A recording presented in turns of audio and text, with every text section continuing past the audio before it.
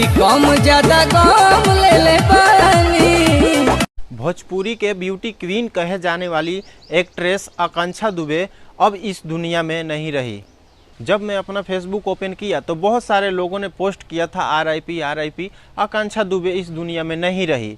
तो मैंने यूट्यूब पर सर्च किया और पता चला कि सही बात है। दोस्तों, यूं ही कोई मौत नहीं अपनाता है, कुछ तो बात रही होगी। बाकी आप लोगों को क्या लगता है कमेंट करके ज़रूर बताइएगा। भगवान उनकी आत्मा को शांति दे। ओम शांति ओम।